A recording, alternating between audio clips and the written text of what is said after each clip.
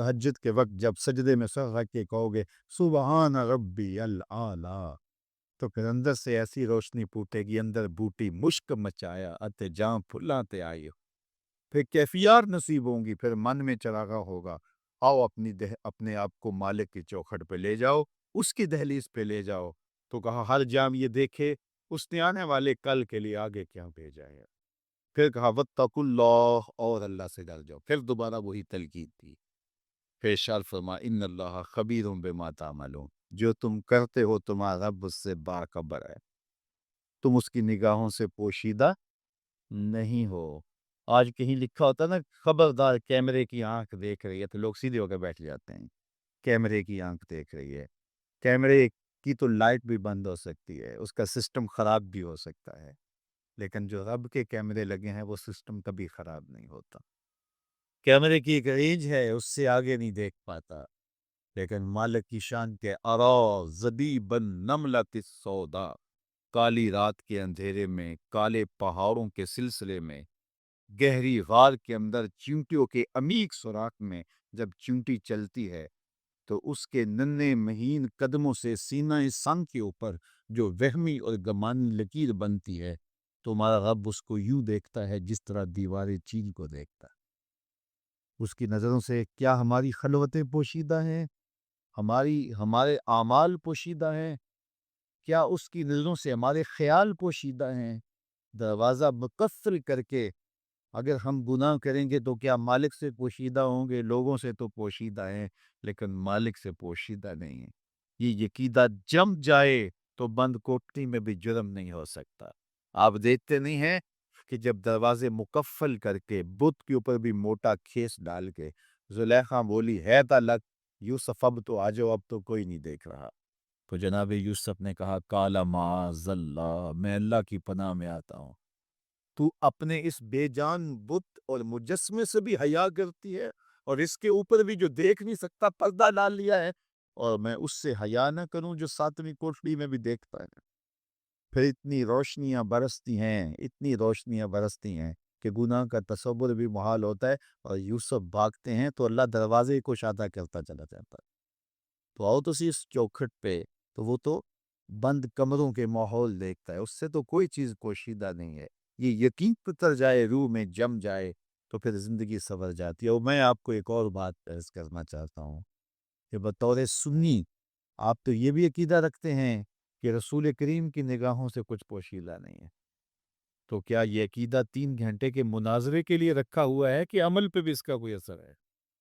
اگر عمل پہ کوئی اثر ہے تو پھر بند خلوت کدے میں بھی جرم کرتے شرم آئے کہ رسول اللہ کی نگاہوں سے تو کچھ پوشیدہ نہیں ہے۔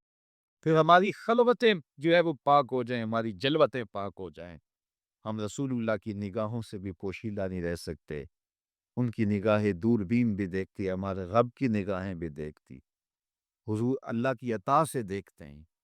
تو جب یہ عقیدے جم جائیں گے، روح میں اتر جائیں گے، تو زندگی میں نظم پیدا ہو جائے گا۔ جہاں کوئی سیکورٹی نہیں پہنچتی، کوئی عقیدہ نہیں پہنچتا، کوئی جو ہے وہ کیمرہ نہیں پہنچتا، وہاں یہ عقیدہ پہنچتا ہے ان اللہ خبیر بما تعملون، جو تم کرتے ہو تمہارا رب اس سے باخبر ہے۔ تو آئیے میں اور آپ اپنی زندگی کو ایک نظم میں لائیں۔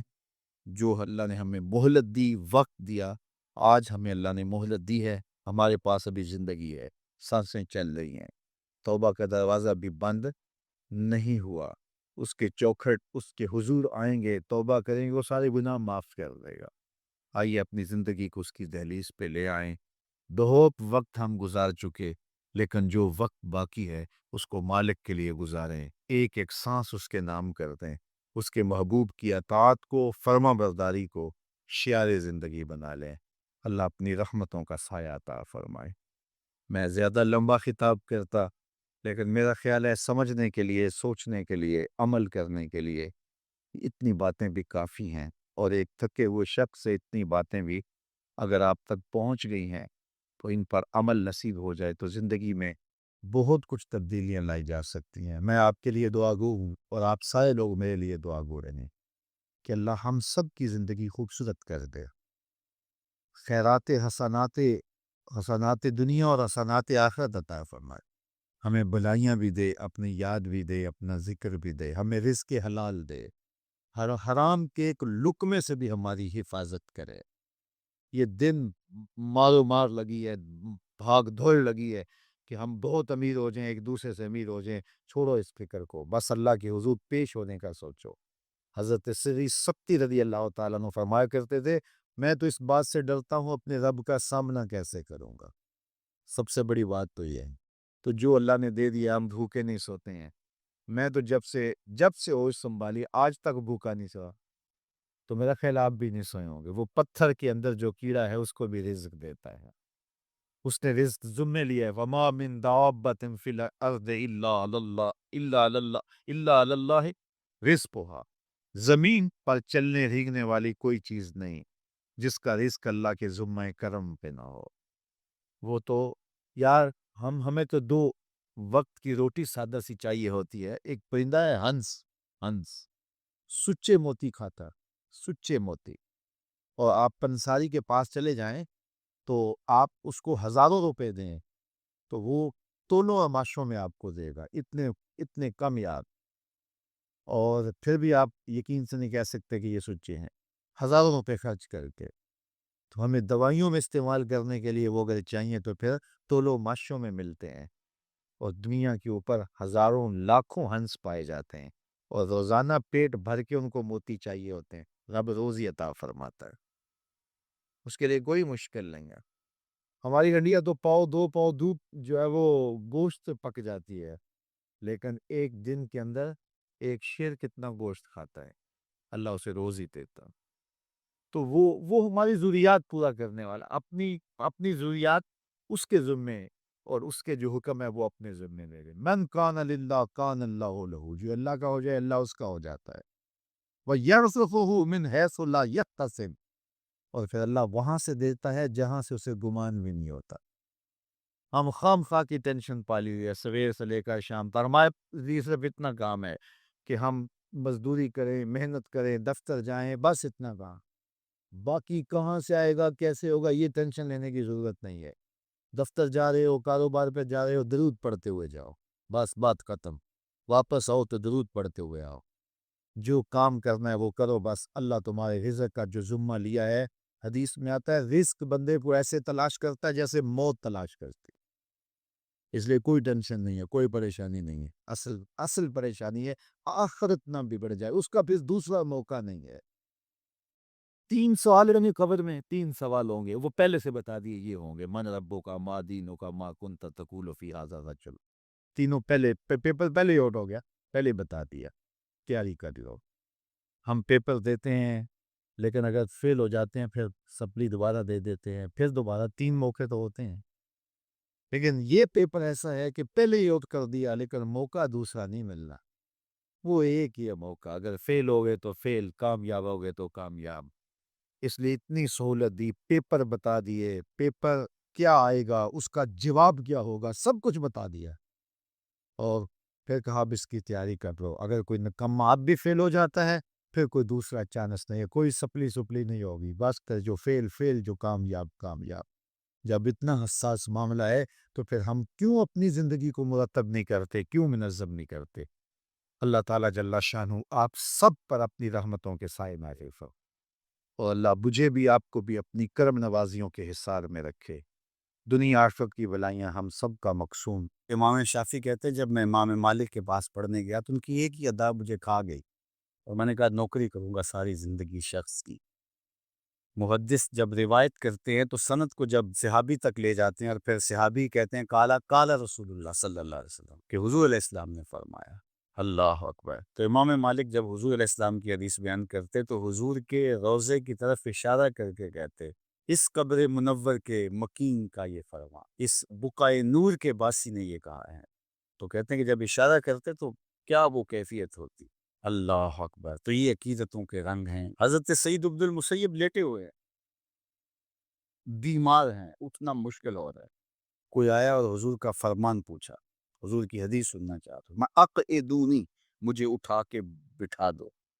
تو کہا لیٹے لیٹے بیان کر لیجئے۔ فرمایا انی اکرہ ان احدث حدیث رسول اللہ وانا مستجع، کہا یہ میں گوارا ہی نہیں کرتا کہ حدیث حضور کی بیان کروں اور خود لیٹا رہوں۔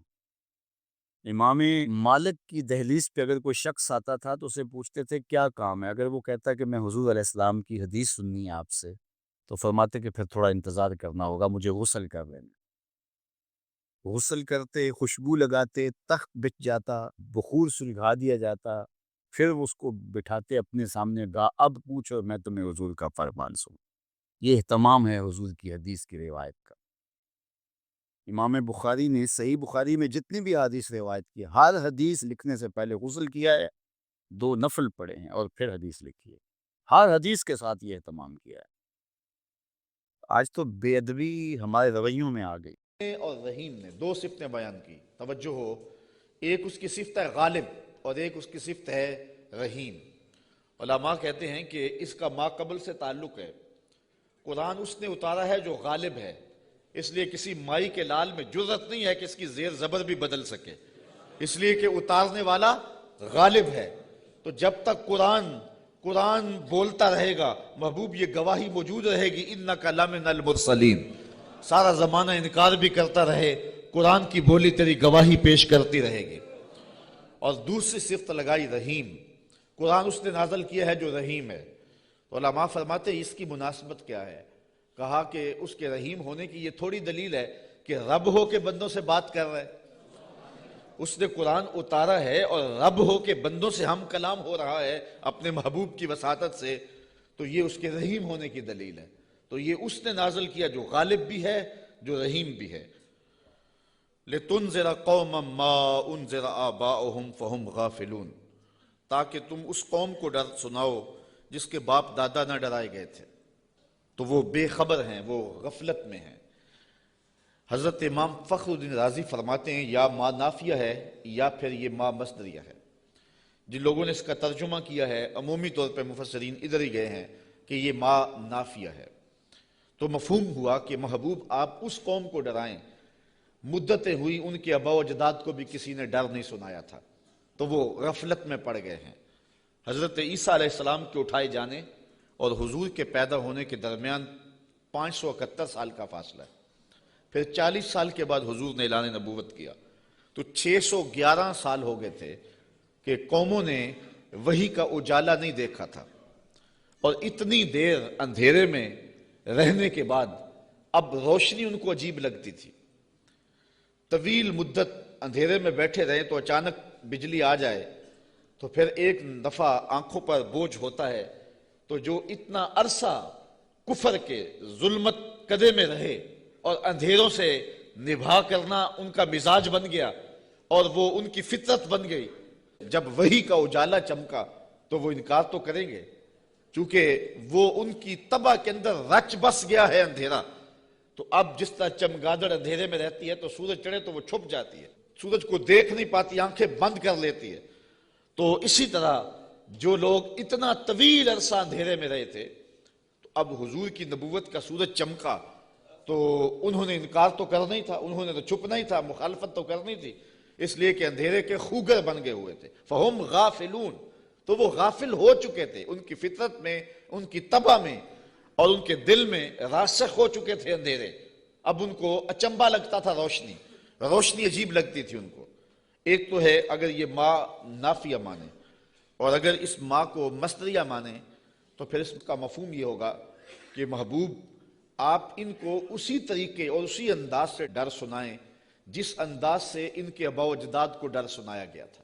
آپ کوئی نیا طریقہ نہیں لے کے آئے، جو پیغمبروں کا طریقہ پہلے تھا، تنذیر کا، تبشیر کا، آپ اسی طریقے پہ آئے ہیں، اور جس طرح وہ لوگوں کو اور قوموں کو ڈر سناتے رہے ہیں، آپ بھی اسی طریقے پہ ان کو تنذیر کریں، ان کو ڈر سنائیں، ان کو تبشیر کریں، ان کو پیغام حق دیں۔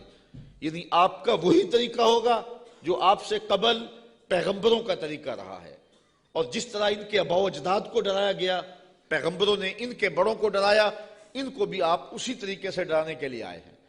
اور دوسرا مفہوم جو ما نافیہ کے ساتھ ہے کہ آپ اس قوم کو ڈرانے آئے ہیں، ان کو ڈر سنانے آئے ہیں، ان کو تنذیر کرنے آئے ہیں، مدتیں ہو گئیں کہ ان کے آباء و اجداد کو بھی کسی نے ڈر نہیں سنایا تھا، اب غفلتوں کے خوگر ہو گئے ہیں، اب عادی ہو گئے ہیں اندھیروں میں رہنے کے، تو تیری بات ان کو عجیب لگے گی تو مخالفت بھی کریں گے، ताने भी देंगे, पत्थर भी उठाएंगे और गड़े भी खोदेंगे, कांटे भी बिछाएंगे, ताइफ का बाजार भी सजेगा, मक्के की गलियों में दुख भी आएंगे, उहद और बदर की जंगें भी होंगी।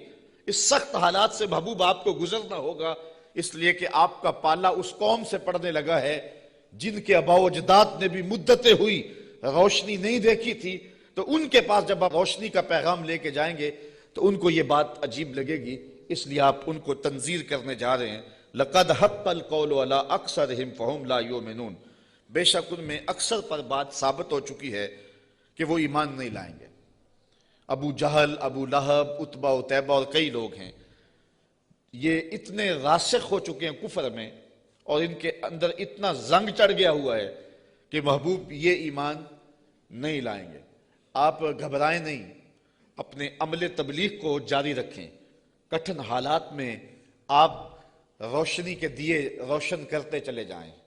अंधेरा छटता चला जाएगा लेकिन अक्सर लोग नहीं मानेंगे, मुखालफत करेंगे, खड़े हो जाएंगे, मुकाबला करेंगे, बहुत कुछ होगा। महबूब ये बात तयशुदा है कि आपकी मुखालफत होगी और ज्यादा लोग नहीं मानेंगे। इन्ना जअलना फी आनाकिहिम अगलाला, हम इनके गर्दन में, इनके गलों में तौक चढ़ा दिए हुए। हजरत मौला कायनात सैयदना अली मुर्तज़ा रज़ियल्लाहु ताला अन्हु अपने इन दोनों हाथों को यूं जोड़ करके अपनी गर्दन के नीचे रखा। तो जब गर्दन के नीचे रखा तो सर ऊपर उठ गया। तो फरमाया जिस तरह गर्दन के नीचे हाथ रखने से गर्दन तन जाती है और सर ऊपर उठ जाता है, अल्लाह ने काफिरों के गले में यूं तौक चढ़ा दिए हैं कि उनकी गर्दनें ऊपर को उठी हैं और वो चढ़ते हुए सूरज नबूवत का देख ही नहीं सकते हैं। अच्छा, आगे लफ्ज भी फरमाया फ़हिया इलल अज़क़ान, और वो ठोड़ियों तक चढ़े हुए हैं। फ़हुम मुकमहून, मुकमहून अरबी में ऐसे ऊंट को कहते हैं कि जिसको खींच लिया जाए, जिसकी गर्दन खींच ली जाए और वो नीचे भी ना देख सके, दाएं बाएं भी ना गर्दन मोड़ सके, आंखें ताड़े लग जाएं और गर्दन ऊपर को उठी हो, नीचे सब्ज चारा भी हो तो उसे दिखाई ना दे, उसको कहते हैं एबालुन मुकमहुन। ऐसा ऊंट कि जिसकी गर्दन उठी हुई है, अल्लाह कहता है फ़हुम मुकमहून, ये भी मुकमहून है, इनकी गर्दनें भी ऊपर को उठ गई हैं। इसलिए महबूब ने कुछ सुझाई नहीं दे रहा। मजीद ये वजअलना मिन बैन ऐदीहिम सद्दा व मिन खल्फिहिम सद्दा, हम इनके आगे भी दीवार कर दी है, इनके पीछे भी दीवार कर दी, दो दीवारें चुन दी आगे पीछे। फ़अग़शयनाहुम, और फिर इनके मुंह के ऊपर खौल चढ़ा दिए। फ़हुम ला युबसिरून, तो वो नहीं देख सकते। मुझे बताओ कि आगे भी दीवार हो, पीछे भी दीवार हो, मुंह के ऊपर कपड़ा खौल चढ़ा हुआ हो और नजर ताड़े लगी हुई हो, गर्दन उठी हुई हो, गले में तौक हो, तो चढ़ता हुआ सूरज दिखाई देगा? चमकता हुआ चांद नजर आएगा? टमटमाते हुए सितारे सुझाई देंगे? कहा महबूब इनकी हालत भी ये है, तेरी नबूवत का सूरज तो चमक रहा है, इन्हें दिखाई नहीं दे रहा है, इसलिए कि ये उस अंधेरे में फंस गए हुए हैं। मुफस्सिरीन ने यह भी लिखा है कि कुछ काफिर, अबू जहल, नजर बिन हारिस और बाकी, पत्थर लेके हुजूर को मारने के लिए, हुजूर को अजियत देने के लिए गए थे, लेकिन फिर इस तरह उनकी गर्दन उठ गई और हाथ उनके ठहर गए, और किसी ने देखा कि एक बैल है जो उसके ऊपर हमला करने वाला है, तो उनकी हालत को बयान किया गया है। तो अल्लाह फरमाता अब वो देख नहीं सकते। वसवाउन अलैहिम अअनज़रतहुम अम लम तुनज़िरहुम ला युमिनून, अब बराबर है कि आप उनको डराएं या ना डराएं, ये ईमान नहीं लाएंगे, इसलिए कि अंधेरे जम गए हुए हैं। अब यहाँ एक सवाल पैदा होता है, और वो ये कि जब अल्लाह ने इनको ऐसा कर दिया हुआ है तो अब अगर ईमान नहीं लाते हैं तो फिर इनका क्या कसूर? क्योंकि इतना तवील अरसा नबी नहीं आए, पैगंबर नहीं आए, अंधेरों में ये खूगर हो गए। तो कहा नहीं, ऐसी बात नहीं है। बात यह है कि पैगंबर जब आए तो इन्होंने तकजीब करके, पैगंबर की तौहीन करके, नबी रहमत की तदहीक करके, हुजूर का इनकार करके, अजियतें दे के अपने लिए ऐसा माहौल पैदा कर दिया कि अल्लाह ने फिर इनके दिलों पे जंग चढ़ा दी है। अब ये कुछ देख नहीं सकते। तो ये नहीं था कि इनको रोशनी दी नहीं गई थी, इनको उजाला फितरतन भी दिया गया था, इन्होंने उसे भी मस्क कर लिया, और इनको रोशनी पैगंबर रहमत के जरिए से भी आई थी, इन्होंने उसका भी इनकार कर दिया। अब इस हालत में पहुंच गए पैगंबर की तौहीन की वजह से कि रब की गैरत भी जोश में आई, रब ने दीवारें चुन दी, अब कुछ दिखाई दे नहीं रहा। यार इससे बढ़कर क्या बात है कि चांद टुकड़े होके कदमों में आए और ये फिर भी ना माने। सूरज पलट के असर के वक्त पे आए, ये फिर भी ना माने। अबू जहल मुट्ठी में कंकर लेके आए और कहे आप अल्लाह के रसूल हैं, बताओ मेरी मुट्ठी में क्या है। तो हुजूर बोल के कहें मैं बताऊं या जो मुट्ठी में वही बता दे। तो अब भी वो ना माने और कहे हाजा मिन सहरे इब्ने अबी कब्शा, ये अबू कब्शा का जादू है जो सर चढ़ के बोल रहा है। तो ये उनके आगे पीछे दीवारें नहीं है तो और क्या है, वरना इतने वाजे दलाइल देखने के बावजूद भी इनको नजर नहीं आ रहा। या रिश्तेदार भी हैं लेकिन नजर नहीं आ रहा, पास बैठते भी हैं नजर नहीं आ रहा। और बिलाल हबशे से देख रहा है, सलमान को फारस से दिखाई दे रहा है, और सुहैब को रूम से नजर आ रहा है। कोल हुंदिया भी कहीं अपना ना जाने, दिल वाले आख्या दिलदार आ गए। तो ये अपनी अपनी किस्मत की कहानी है। तो कहा महबूब आप इनको डराएं या ना डराएं, ये ईमान नहीं लाएंगे। इन्नमा तुनज़िरु मन इत्तबअ ज़िक्र व खशिय रहमान बिल गैब फबश्शिरहु बिमग़फ़िरतिन व अजरिन करीम। अच्छा, सवाल पैदा होता है जब लोग तो ईमान लाएंगे नहीं, लोग तो मानेंगे नहीं, इनकार पे इनकार करते जाएंगे, दिल अंधे हो गए हैं, आगे पीछे ऊपर नीचे पर्दे ही पर्दे हैं, तो फिर तबलीग क्यों की जाए, तबलीग अमल जारी क्यों रखा जाए। जब जमीन ही बंजर है तो फिर बीज क्यों डाला जाए। जब जमीन ही जो है वो शोर और कलर है तो फिर मींह बरसने से होगा क्या, तो फिर तबलीग का अमल रुक जाना चाहिए। कहा महबूब नहीं, तेरे करम का मींह बरसता रहना चाहिए, तेरे करम का मींह जो है वो इनके ऊपर नाजिल होता रहना चाहिए। ये नहीं मानेंगे, ऐसे भी हैं। इन्नमा तुनज़िरु मन इत्तबअ ज़िक्र, महबूब आप उसको डर सुनाओ जो नसीहत के पीछे पीछे चले। एक वो है जो सुनते नहीं और एक है जो झोलियां फैला के पीछे पीछे आ रहे हैं। एक वो है कि आप सुनाते हैं कानों में उंगलियां ठोंस लेते हैं, अगर सुनाएं तो फिर भी एक कान से सुन के दूसरे कान से निकाल लेते हैं। और एक वो भी हैं कि तू पहाड़ की चोटी पे बैठा है और मोहब्बत वाला, आंखों में ज़ाहिरी रोशनी भी नहीं रखता। अब्दुल्ला इब्ने मक्तूम हुजूर की खुशबू सूंघ सूंघ के पत्थरों पे ऊपर चढ़ता हुआ पहाड़ पे पहुंच जाता है और आपकी चौखट पे झोली फैला के कहता है कि या रसूल अल्लाह अल्लिमनी मा अल्लमा कल्ला, अल्लाह ने जो आपको दिया मेरी झोली में भी डाल दीजिए। एक सुन नहीं रहे और एक पीछे पीछे आ रहा है। महबूब एक सुन नहीं रहे और एक झोली फैला के कहता है चमक तुझसे पाते हैं सब पाने वाले, मेरा दिल भी चमका दे चमकाने वाले। तो कहा महबूब वो भी हैं जो नसीहत के पीछे पीछे चलते हैं। व खशिय रहमान बिल गैब, और रहमान को बिन देखे रहमान से डरने वाले, ये लोग हैं जो तेरी नसीहत को कबूल करेंगे, तेरी बात को कबूल करेंगे।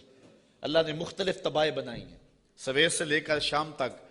हमारी नौकरी भी कुरान की ही है, तो देखते हैं कि कई जगहों पे ऐसा भी होता है कि लोग तवज्जो नहीं कर रहे होते क्योंकि उन्हें कुरान की लज्जत ही नसीब नहीं होती। और कुछ ऐसे होते हैं कि वो आंख का झपकना भी बोझ समझते हैं कि कोई एक लफ्ज भी उधर ना चला जाए। तो ये अपना अपना ज़ौक है साहिब। जो बुलबुल का ज़ौक है वो चिड़िया को नहीं दिया गया, और जो परवाने का ज़ौक है वो मक्खी को नहीं दिया गया, और जो चकोर को प्यार दिया गया है चांद का वो किसी और को नहीं दिया गया। तो कुरान के लिए भी अल्लाह ने दिल रखे हैं, जो कुरान सुनते हैं उनकी रूह तक उतरता चला जाता है। इकबाल ने एक जगह पे बड़ी खूबसूरत बात लिखी, कहा कुछ लोग ऐसे हैं जो हाफिज शिराजी के शेर पे और अराकी के शेर पे तो झूमते हैं और उन्हें कव्वाल का नगमा तो मस्त कर देता है, लेकिन कुरान से उन्हें कुछ भी नहीं होता। कहा वो किस्मत के मारे हुए लोग हैं। कहा ये तो शायरों का कलाम है जो मखलूक हैं, और जो कुरान है ये रब का कलाम है। और जो बादशाहों के कलाम होते हैं वो कलामों के बादशाह होते हैं, और ये रब का कलाम है, ये खालिक का कलाम है। तो जो लज्जत, जो चाशनी, जो कैफियत कुरान में है वो न किसी शेर में हो सकती है, न किसी सुखन में हो सकती है, न किसी नज़म में, न किसी नसर में। लेकिन कैफियत अपनी अपनी होती है। किसी को कवाली तो मजा दे देती है, लेकिन कुरान उसे लुत्फ नहीं देता है। उसको अपने अंदर को देखना चाहिए और किताब रहमत से दिल जोड़ना चाहिए। इसका एक एक लफ्ज नूर दे रहा है। कहा महबूब जो रहमान से बिन देखे डरते हैं वही इस कुरान के नूर को लेने वाले हैं। अच्छा, फबश्शिर हो बिमग़फ़िरा, इन्हें मग़फ़रत की बशारत दे दीजिए, इन्हें मग़फ़रत की बशारत दे दीजिए। व अजरिन करीम, यार अजर ही काफी था लफ्ज, लेकिन करीम की साथ सिफ्त लगाई। मेरे पास कोई इसका मफहूम नहीं है कि इसको उर्दू में ढाल सकूं, लेकिन इतना ही समझें कि जिस अजर को मेरे रब ने भी करीम कहा वो कैसा अजर होगा। अल्लाह फरमाता है हम उनको बख्शेंगे भी और अजर करीम भी देंगे। इन्ना नहनु नुहयिल मौता वनक्तुबु मा क़द्दमू व आसारहुम व कुल्ल शैइन अहसैनाहु फी इमामिम मुबीन। बेशक हम मुर्दों को जलाएंगे, जिंदा करेंगे, और हम लिख रहे हैं जो उन्होंने आगे भेजा, जो पीछे छोड़ा, और हर चीज हमने गिन रखी है एक बताने वाली किताब में। आज कोई माने या ना माने, इनकार करे या इकरार करे, तरदीद करे या तायीद करे, रुख फेर ले या झोली फैला ले, महबूब आप परेशान नहीं होंगे। एक वक्त आने वाला हम कब्रों से मुर्दों को उठाएंगे। आज कोई माने या ना माने, हमने लिखी हुई है, एक एक बात लिखी हुई है, वो रोशन किताब में। क़यामत के दिन नामा इमाल खुलेगा, सब सामने आ जाएगा।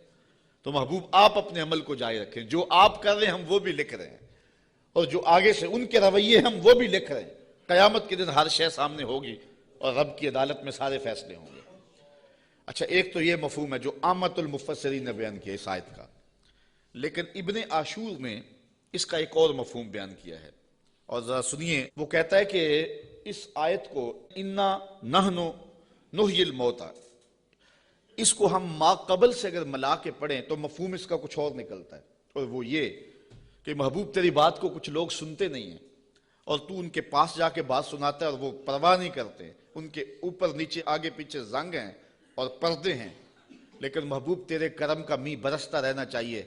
एक दिन आएगा मुर्दे भी जी उठेंगे। महबूब तेरे करम का मी बरसता रहे, एक दिन आएगा इन शोर और कलर जमीनों में भी फूल खिल उठेंगे।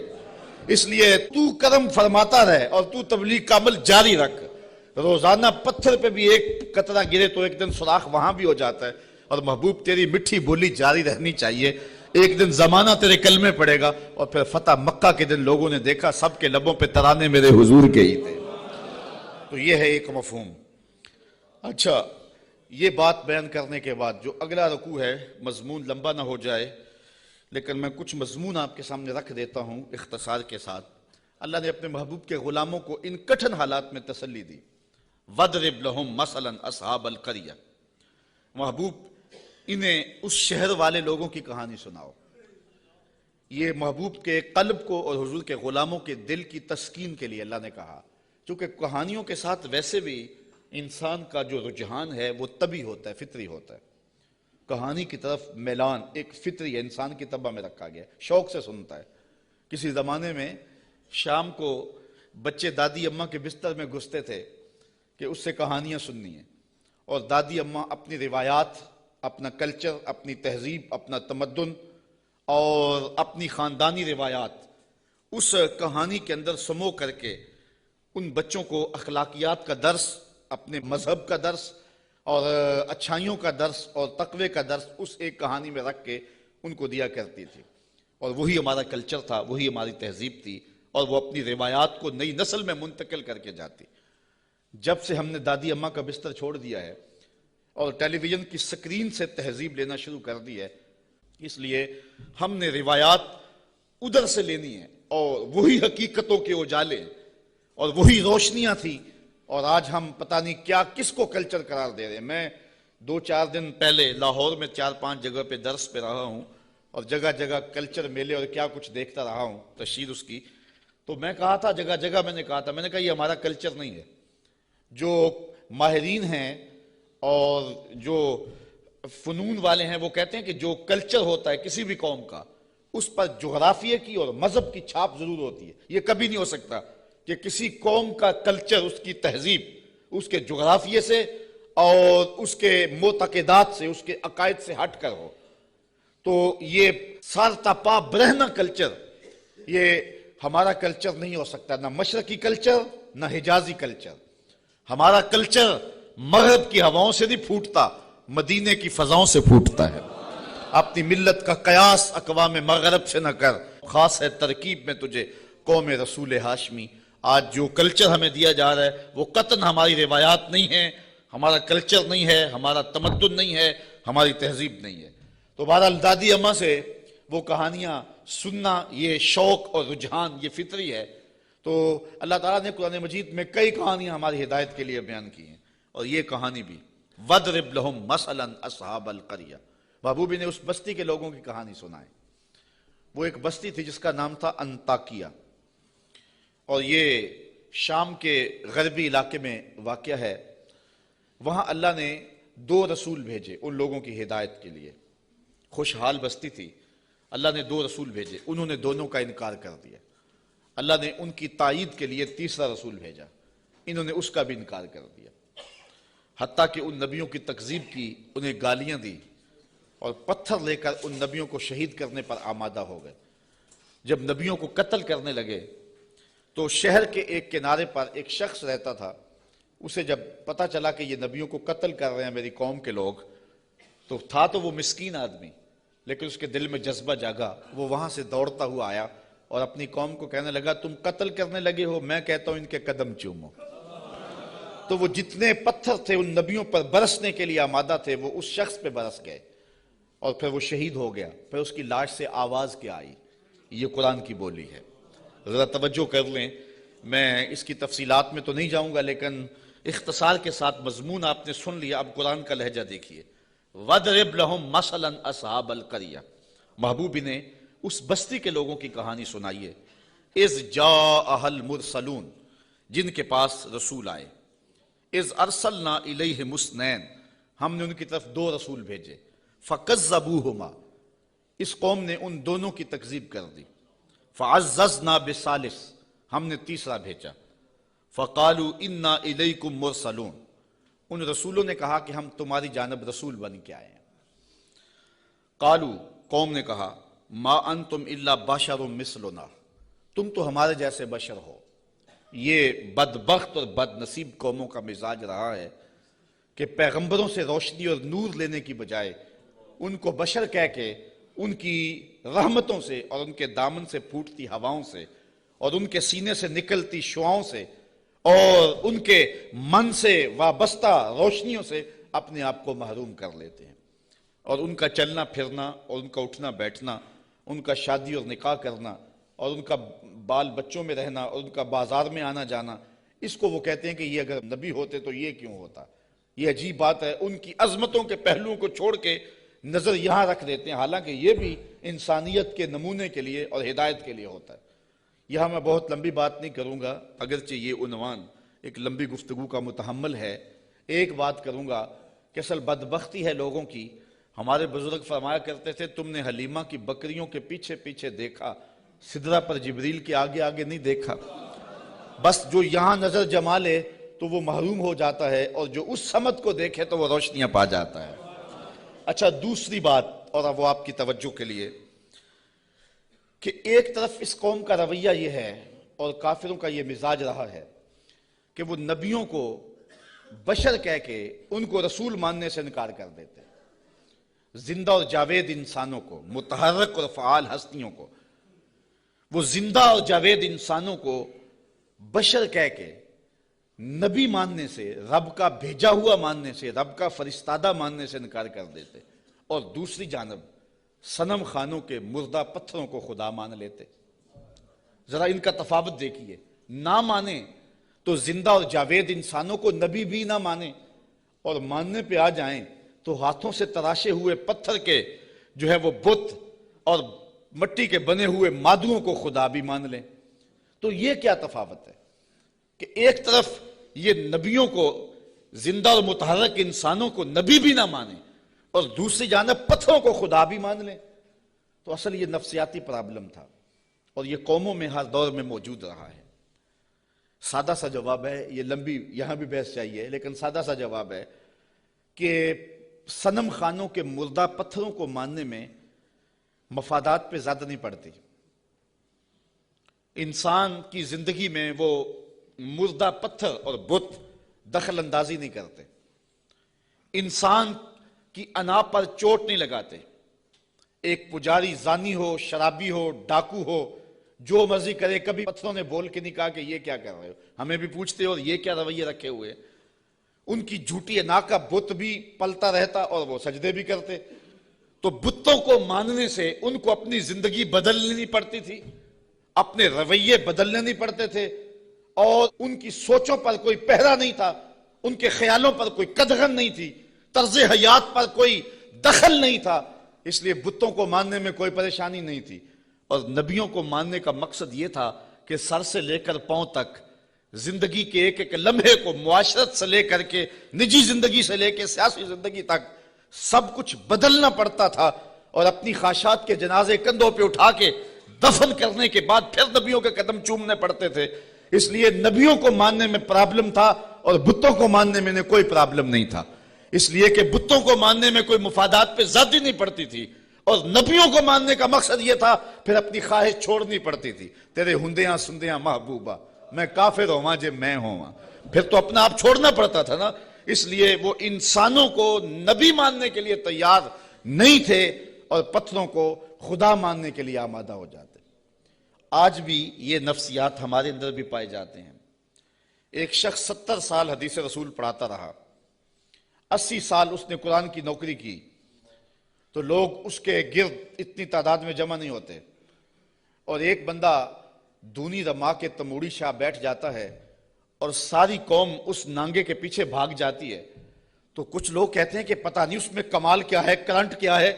صاحب بات کرنٹ کی نہیں ہے، مفادات پہ زد نہیں پڑتی، اور اس شخص کے پاس آنا ہے تو زندگی بدلنی پڑتی ہے.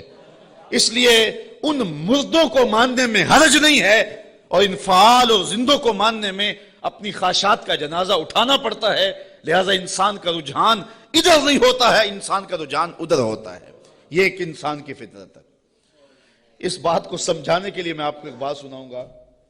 میرا ایک دوست ہے پرانا، تو بچپن میں جن سے تعلق رہا ہو تو وہ کم ہی کسی کے لیے اعتقاد کا رشتہ رکھتے ہیں، لیکن یہ اللہ کا فضل ہے کہ میرے لیے اس کے دل میں بڑی محبت، حتیٰ کہ میرے ساتھ اس کا روحانی تعلق بھی ہے.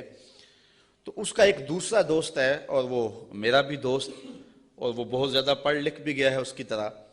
تو اس نے کہا یار دیکھ میں بھی ایک اعلیٰ منصب پہ ہوں اور حضور کی سنت چہرے پہ ہے، تو تیرے دل کے اندر بھی اس شخص کے لیے محبتوں کے جذبے ہیں، تو بھی میری طرح اس شخص کے ساتھ اپنا باطن کا تعلق قائم کیوں نہیں کر لیتا. یہ ایک مرید کے دل میں خواہش ہوتی ہے کہ دوسرا شخص بھی میرے پیر سے وابستہ ہو جائے. اس فطری خواہش کے تحت اس نے اس کو دعوت پیش کی.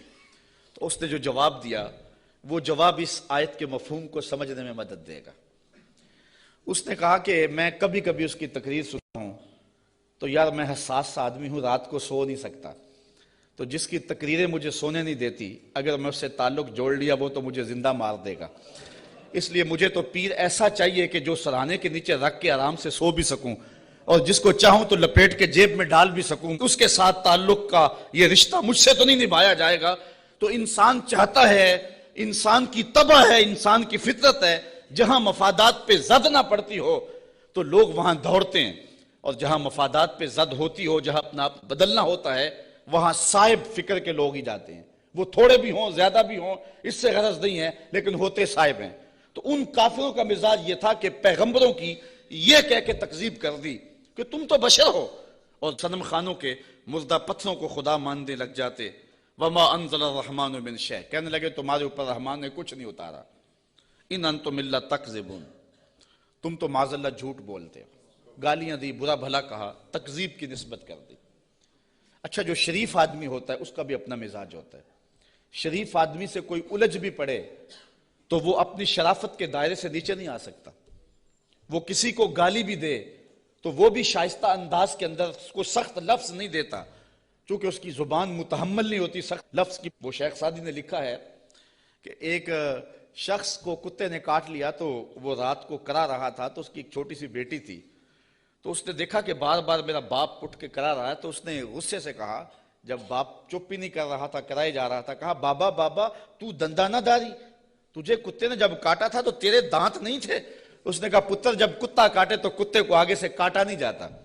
تو جو شریف آدمی ہوتا ہے وہ گالی کا متحمل نہیں ہوتا، اور کوئی سخت لفظ بھی کہے تو اس کو بھی تول کے بولتا ہے. اب ان کافروں نے تو گالیاں دی، پیغمبروں کو برا کہا، تکذیب کر دی. پیغمبروں نے جواب کیا دیا، ذرا سنیں اور زندگی کا حسن دیکھیں اور اچھے لوگوں کی عادات دیکھیں. اللہ اکبر. تو ان پیغمبروں نے کہا قالوا ربنا یعلم انا الیکم لمرسلون، ہمارا رب جانتا ہم رسول ہیں.